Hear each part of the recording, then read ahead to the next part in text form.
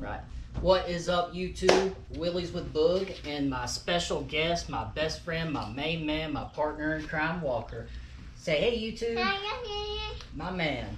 Today I'm going to go over the two best parts you can put on your E Moto without having to upgrade the controller, the battery, and the motor. Those two parts are going to be upgraded brakes and an upgraded throttle. Both of those things you can get for pretty cheap unless you did what I did. You know, if you can afford it.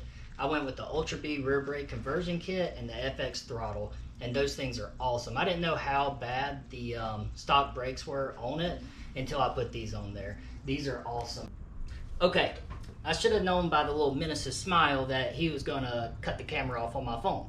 So, with that being said, two best mods is gonna be upgraded brake, upgraded throttle. Again, I went with the Ultra B kit and the FX throttle. If you don't want to hear me blab about it, just fast forward to the riding. I did a lot of knee knocks and like standing up on the seat so you could be able to see me applying pressure to the brakes for yourself. But with that being said, it was such a pain to install. I wanted to film myself doing it, but no video that I was going to make was going to be any better than the two main videos on YouTube. And one was from TB Electric, which goes step by step, and that's where I got the kit from. And the other one was from a channel I don't remember, but if you type it in on YouTube, it's the first two main videos that pop up, and they were great. They go step by step, and I did it the right way. These bikes are a lot easier to work on than like gas bikes, and if I can do it, anybody can do it. And I wanted to do it the right way. Like I said, it took me all day. I'll go over what I did.